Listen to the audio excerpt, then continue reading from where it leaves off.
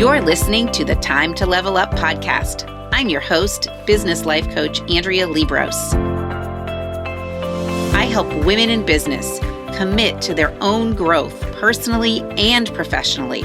Each week, I'll bring you strategies to help you think clearly, gain confidence, make your time productive, turn every obstacle into an opportunity, and finally overcome the overwhelm so that you can make money and manage life. Let's create a plan so you have a profitable business, successful career, and best of all, live with unapologetic ambition. Are you ready to drop the drama and figure out the how in order to reach your goals? You're in the right place. It's time to level up. Let's do this.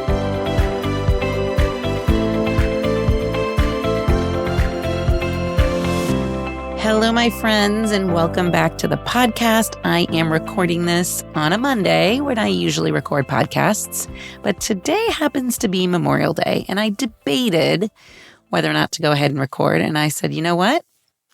I do have a little time today. We're doing some fun things too, but I'm going to go for it. So I'm in my podcast closet in the basement of our house, which probably needs to be a little bit decluttered. It's the toy closet, if you haven't seen a picture. And yeah, I think I can get rid of some of this stuff. So stay tuned on that one. But today I have an important topic for you. This is one that I need you to pay attention to. I need you to hear me on it. You may need to listen to this twice. I think it's one of the most important things that we all know, should know. And it's something I see in so many of my clients as a space of denial. And it's basically knowing what you want. And this is very different than knowing what you think you can have. And this is very different than not having or just plain having. This is about knowing what you want. A lot of times what we want is what we have. And a lot of times what we want is not what we have. And we spend a lot of time lying to ourselves and justifying our lives that our creations are made up of things that we don't want. And how does this show up? I hear my clients say things like, well, it's just the way it is, or I have to live with this person, or these are the cards that I've been dealt. Or we justify why or why not we can't have what we want right now because we're in XYZ season of life. It's just not possible because you have other responsibilities. So I really want to start talking about the idea of wanting and desire and making decisions around it. And it's really important that we differentiate between false desires and false wants and immediate fixes and genuine wants that come from a deep part and a consistent part of our psyche, our soul, our heart, and our brain. So some of my clients come to me in the stage of, I call it, what's next in life. Some already love what they're doing and they're not debating what's next, but some are debating what's next. And one of the first things I ask them to do is to create a list of skills and wills, as well as a list of what they love, like, and tolerate. And what these two lists are about is sorting out what skills you have compared to what skills you want to use. So that's your skills and wills list. And just because you have a skill doesn't mean you want to use it. And then the love, like, tolerate list, that's you considering past situations you have been in, work or personal, and examining what did you love about it, what did you like about it, and what did you tolerate. And through this exercise, or these two exercises, I have seen so many women hide their truest desires from themselves. Okay, I've heard them say to me, well, I really don't know what I want, Andrea. And then when I ask them, but if you did know, or if I ask them, well, tell me what you really want. If I just rephrase the question, their wants come pouring out of them. Another way that I do this is I might say, in a perfect world, if you could have whatever you want, as if that perfect world isn't really an option. And if you could have if you could have whatever you wanted in the world, what would you want? Or if we could sprinkle magic fairy dust over you, what would you be doing and feeling in the future, in 6 months, in a year from now? So to me, all those questions, they're all really the same question. And the same question is, what do you want? It's ultimately your truest desire matching with what's possible in your life. If you want it, it's possible. I am a big believer on that one. But I think a lot of times we're like, well, I want to be a basketball player and I'm just not tall enough, or that sort of thing. And that isn't a genuine want. Okay. When you go to those genuine wants within you, I have found that they actually do correlate with what's possible for you. So I want you all to coach with me for a minute here. Think about this question. In a perfect world, what do you really want? What do you really, really want? If you remove the doubt, if you remove the confusion, if you remove the question of possibility, and you just answer, what do you really want? And you allow the answer to bubble up. You allow the courage. You have the courage to let the answer come to you. What comes up? Allow yourself to be surprised by it. Allow yourself to be delighted. Sometimes when I do this work with women, they giggle about it. Well, I mean, in a perfect world, this is what I would want. Ha ha ha. And they tell me the most amazing, beautiful, awesome things after that little giggle. So if you haven't done this exercise with yourself, one of the important things to do as you're asking yourself this question is to let yourself know that no matter what answer comes up, you don't have to act on it. You get to still decide because you have complete power in your life and you don't have to let the knowing of what you truly want hurt you. So too many times I think we don't answer this because we think then that means we'd actually have to go after it. Or we don't answer this because we think it might hurt.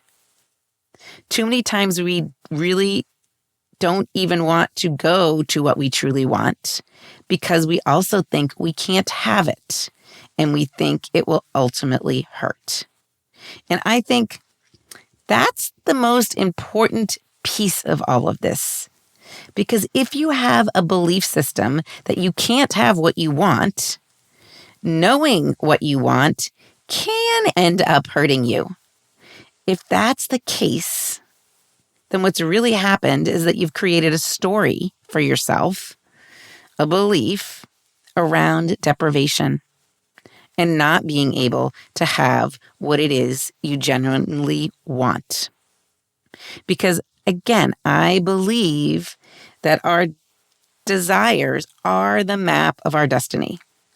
I believe our true desires, what we truly want, are our calling. It's what's calling us forward. And it's important to understand why we want what we want, to make sure it's not a false desire, to make sure it's not just something for a dopamine hit, not something to prove our own worthiness, but from a place of true worthiness. And go back and listen to the episode about worthiness and self-worth. From that place of self-worth, what do you want? From a place of abundance, what do you want? Is it everything you already have? When you look at your life, would you re-choose everything or anything? Or is there something different that you want? And do you have the courage to even just allow yourself to see it?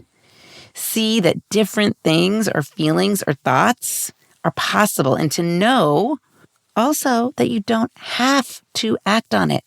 Okay, notice I didn't say you don't have to take action. But just the knowing will change your life. So I want to offer that knowing what you want can be scary. It's scary to bring the truth of what you genuinely want into the forefront or the prefrontal cortex of your brain and your mind and your life. Because most of us, what we want is in fact beyond what we currently have in some ways. We want more, we want bigger, we want different. I believe there's something inside of us, that nudge, that urge from the universe to push us forward, to evolve, to create, to grow. I believe in satisfaction. I believe in appreciating what we have. We really are grateful at our core. I believe in celebrating our accomplishments and even having fun along the way of accomplishing. But I also believe that the nudge to evolve into something more or better, as long as we're alive, will always be there.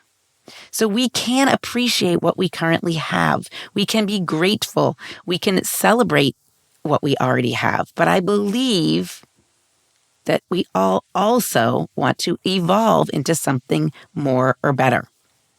So that's why when these prospective clients actually say yes to the question of committing to their own growth, in Committed to Growth, the ones that don't hem and haw, the ones that are a quick yes or a yes within 24 hours, are my clients that see the most growth, because they are also the ones that are feeling the nudge. They are okay with feeling the nudge, even though it might be scary. And they're, in fact, asking to evolve by becoming part of the Committed to Growth coaching program. They're saying, yes, I feel the nudge, I'm in. But I've watched so many people also put that nudge away. Like, this is good enough. This will work. I'll compromise. I'll people please. I'll caretake. This will be fine. I'll see what happens. Not right now. Let me think about it for a few months. Instead of, no. What do I, not them, really want now? What's my dream? What do I want in a mate? What's the perfect relationship? What do I want in a job? What do I want in my business? What do I want in a friend? What do I want in myself? All of your wants right now are super important. They don't have to wait. And if we can't want without doubt and denial and restriction, we don't ever get to the place where we're afraid of what we want. So, yes, I am encouraging you to get to a place where what you want brings up a little fear, brings up a little excited fear. Like, oh my goodness, this could actually happen. I could actually create this. And it kind of scares the heck out of me, and I want it. So if you know that your wants and your desires will bring up fear of failure, fear of not having it, fear of having it, fear of what people will think when you do have it, fear of what you might have to change in order to have it, I want to encourage you to have that little dance with yourself, to spend that private time telling yourself the truth about what it is that you want and why. So the first part of all of this is really just self-awareness. And that's one of the skills that throughout this podcast, throughout Committed to Growth, my coaching program, throughout my Growth Master Accelerators and Runway to Freedom coaching, that I want and I do teach all of you to be focused on.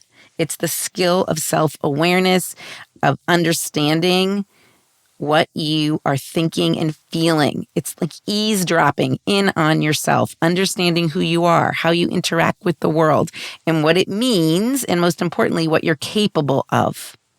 Now that's exciting. And so a huge part of self-awareness is asking yourself the question, what do I really want? In a perfect world, if I could have whatever I wanted, what do I really want? And then breathe into the answer. Live into that question. What I really want when I go beyond the surface, when I go beyond what I currently have, when I go beyond expectations or perceived expectations, when I go beyond the social constructs, what I really want is this. Now, this. Don't be vague here. Don't say what I really want is peace, or what I really want is love, or what I really want is a cute guy.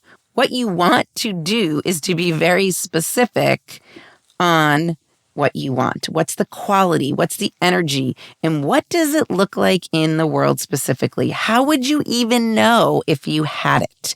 That is an awesome question that I ask some of my clients and really hits home. How would you know if you got what you want? What would it be? What would it look like? So I did this with my own coach on our retreat at the end of April on Defusky Island. Have you ever been there? It's like planes, trains, and automobiles to get there, but it is beautiful. She asked what I wanted in my life. What exactly does it look like in my life when it shows up? And how will I know? And as I became more self-aware of my wants, I actually started to know myself on a deeper level. And I saw my relationship with my own desire.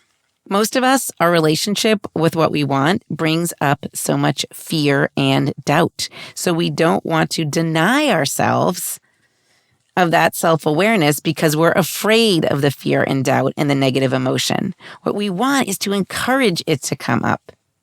And that is all part of this process in knowing what we want, the first component of self-awareness. And the second component of it is truth, telling yourself the absolute truth about what you want. Okay, so maybe the truth is, I don't want to be married. The truth is, I want children, but I don't want to be with them all day, every day. The truth is, I don't want to be in this job. The truth is, I don't want to help this charity. The truth is, I don't want to live in this house forever. Whatever your truth is, I want you to tell yourself the truth about what you want, even if you don't like the truth about yourself, even if you wished the truth were something different. There's a difference between wanting to want something and actually wanting something. So remember, you can tell yourself the truth. You don't have to act on it, but you want to tell yourself the truth when you say, I don't want this or I want this, but I'm not going to act on it. Okay, that is the truth. Maybe you don't want to be with your children during the day, but you are. Okay, so you know the truth, but you're not acting on it. Owning the truth and knowing that you have the agency, the ability to decide whether you're going to go after it or not is yours. And that's very different than lying to yourself and telling yourself you don't want something that you want. And this will show up in urges and buffering. I talk a lot about buffering in episode 46 and in other areas of your life. So the first step is you really taking that energy to get the self-awareness and to understand and hear your own voice about your true wants and your true desires.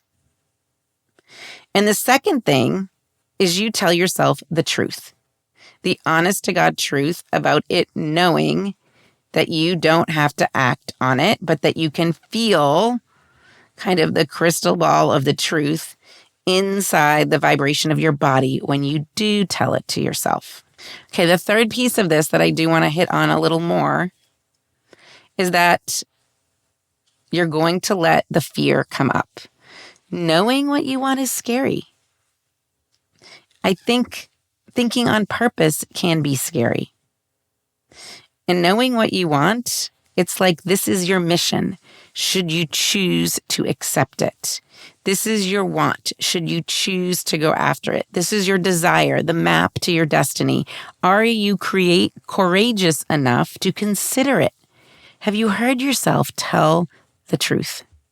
And when fear comes up, I actually want you to expand it. I want you to breathe into it, to allow it, to have it fill up the entire room. Because when you avoid the fear that's associated with your desire, you start to deny your own desires. You start to deny what you really want. And that will show up in urges and buffering in your life. And I've seen this happen to too many women. This is also the time that they might tell me, this isn't working. This coaching thing isn't working. And I need to coach them to state out loud again what the truth of what they want is. And let it be scary. And coach them to feel all of these feelings. Not wanting to feel all that comes up. That's you as a human being approaching the world from a brain that's programmed for survival. Your brain is not programmed for your desire or fear. Your brain is programmed for survival. And you have to overcome your primitive brain to evolve into the state of being a current modern day human, not a caveman. Let your want hurt a little bit. Let it be fearful. Let it scare you a little bit. I recently talked about this in episode 77, how we don't have to be in that survival mode. So once you've done the self-awareness, you have told yourself you don't always have to act on it. You've given yourself the chance to tell the truth and that you felt fear. The next step is to make a decision, to make the choice. You will make a conscious choice in your life, whether or not to pursue the want, to delay the want, or to deny the want. And from that place of choice, from that decision, you will be powered by it. You will release power into your life by actually making the decision. You know how after we make decisions, it always feels so good? That's us releasing the power into our lives. And even if you make a decision not to pursue the want, even if you make the decision to let the fear overcome you and not pursue the want for now or forever as a conscious choice, if you say, I'm too afraid to go do that, I'm too afraid to leave my marriage, I'm too afraid to get married, I'm too afraid to have children, I'm too afraid to start a business, I'm too afraid to write a book, I'm too afraid to go learn how to play pickleball, I'm too afraid to increase the number of hours I work because I think it will take time away from my family, I am too afraid to tell my parents that I don't really want their opinion. Even though I really want to, I don't because I'm afraid. And even then, if you make the decision to not move forward, you are giving yourself some power. So make your statement. Tell yourself the truth. Make the decision. And in that decision, your power will be released. And it doesn't mean that that has to be the decision forever. But I do want to encourage you that when you follow your true desire, when you make decisions to follow your true desires, to go after them, you will fail. That's why it's so scary. And you will be challenged. You will be set up to fail and fall on your face and to not accomplish that desire in the very beginning. And do you have the courage to continue to make the choice because your desire matters to you? Do you have the courage to commit to it, to stick with it? Do you have the courage to explore it? The people that have the courage to explore it, to commit to it, those are the people that do become my clients because they feel that nudge. And here's the last piece. Are you willing to change? To actually honor your desire? Are you willing to fight through the fear to get to the place of that desire?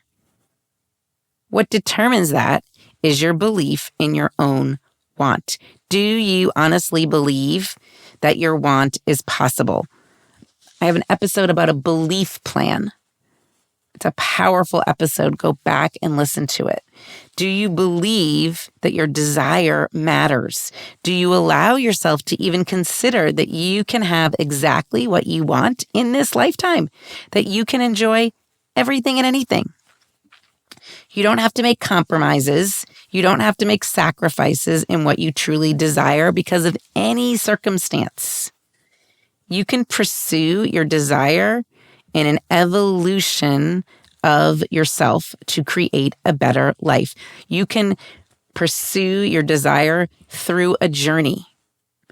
So when I look back at my clients, those who don't become clients, who say no, most of the time, the reason, it's not money, which they sometimes tell me.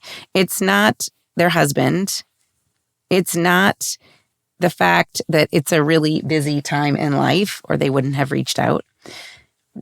What it is that they really aren't willing to change and honor what they really want. And sometimes the reason that they are not willing is that they run the risk, or so they think, of disappointing other people. Because pursuing that desire, it may mean that you change your mind about something. It may mean that you become a different version of yourself that other people aren't used to seeing or aren't supporting because they haven't met yet. And maybe they won't like that next version of yourself. But maybe they will. Maybe you'll actually improve your relationships with these other people because now you will have learned to have an opinion and voice it and to follow through on things. And that's where the courage comes in to honor your desire, to honor what you want, to tell yourself the truth about it, to become self-aware enough to even know it. What are you afraid to know because it's so scary? What is a want that you don't even acknowledge because it makes you so afraid? You tuck it away. You don't answer the question what you want until you're prompted often by adding in the perfect world phrase. My clients don't answer this question of what they want until I say in a perfect world, or if we sprinkled magic fairy dust. When I do that, then it is only then that you acknowledge that what you're dying for, what you're thirsting for, what you're craving is not food or not alcohol or not Netflix. And honestly, it may not really be the job or the business, but what you're really wanting is this deep desire that's always been there that you've never acknowledged because you're afraid. But what if you knew that you were supposed to be afraid? When you acknowledged your wants and desires, what if you knew that part of the process, part of the program was that you will be afraid? I sometimes call this the messy middle. What if you knew you were going to be there? I watch too many people give up on their desires because they're so hard to accomplish, or they don't want to go through that messy middle, or other people upset them about their desire. So what are you willing to do to honor your own desire? How much fear are you willing to battle and go through? And why does it matter? And here's an amazing question. What's it costing you to not honor your desire? What's at stake if you don't honor your desire? So for me, my personal wants and desires sounded extraordinary in my brain. when I first mentioned them to myself. And I had a lot of doubt, a lot of negative reasons why they wouldn't happen. But once I knew them, I couldn't unknow them.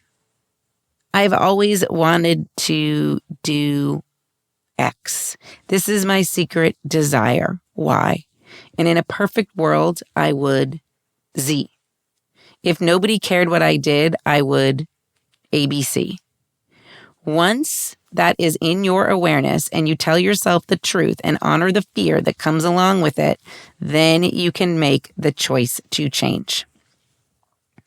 And I'm going to offer that when you take action on a true desire, you're living the purpose of your life. And if you're a person who is trying to find purpose, you're trying to find your magical, important purpose in your life, and you're not taking action on your true desires, you're always going to be left sad and denied and most likely buffering in your pain. If you're not willing to go along on the journey, there's a podcast also I have called Passionating, or Finding Your True Passion, or Is There a Passion? Passion's in the title. And we talk about this. So the shift that you've got to make is from the pain of deceit, the pain of denial, the pain of giving up on your desire, to the fear and pain of actually pursuing the life of your dreams. And I genuinely want every single person, every single client that has ever worked with me to understand what it's like to accomplish, to achieve, and to pursue a true desire. It doesn't make you more valuable or more worthy, which is oftentimes what we think we want. It doesn't even make you happier. It just makes you feel clicked into your purpose, to your life, to why you are here. You're not here to be safe. You're no longer here to just survive. You're not here to make the people around you pleased with you. You're not here to impress anybody else. You're here to honor that deep reckoning, that deep nudging within you that asks you to be more, that asks you to step forward, that asks you to have the self-awareness, the courage to embrace fear, to make the choice to actually be willing to change. So the next time we see you, that want will be accomplished and you'll be on to the next chapter. So if you're willing to become aware of your wants and to live your life in accordance to them in truth, you'll always be growing. You'll always be changing. You will always be getting better at accomplishing your own true desires. You will always be committing to you. I wish this for each listener. I have accomplished many of my desires. Many I haven't yet to accomplish. But I had to do the work. I had to create that for myself. And I've had so many more. I have so many more desires to go. So many things I don't quite yet believe, honestly, and that's what's holding me back, that I can have. Or when I do think about it, too much fear comes up. But I am willing to work through the fear. That's why I feel alive. That's why I am constantly growing. That's why my awareness brings me purpose in life. I follow the direction of my heart and my soul in the deepest part of my mind that has the consciousness to understand, yes, this is what I want. This is why I want it. And now I'm going to make the choice to change, to go after it. No matter what anybody thinks about me, no matter whether I succeed or fail, no matter if I'm afraid, no matter if I'm fearful. In fact, maybe especially if I'm afraid. So ask yourself, in that perfect world where we sprinkle magic fairy dust, what would you want? What do you deeply want? Tell yourself the truth, and maybe, just maybe, start taking some action towards it. Imagine what would happen if you did. And I'm here for you. If you're looking to take that next step, taking action toward what you really want, come do that with the support you need to not just take the action or the next step for a day or a week, but to take all the action necessary to make that desire a reality. Come with us inside the container, I call it, of committed to growth, where you get the support you need to stay committed, to stay in the driver's seat, even in the times of fear. Come with us and committed to growth, and apply now to start with us in July or in the next month of whenever you're listening to this. But really know that once you apply, you're actually already starting to grow, because you've said, yes, I am ready to commit. I notice that sometimes even before my clients get to their very first call, between the time they've said yes and the time of our first call, they have grown tremendously. So really, no matter when the start date is, you get to start right away. There's never a better time than right now to start committing to you, because there's always time to level up. So I will see you next week.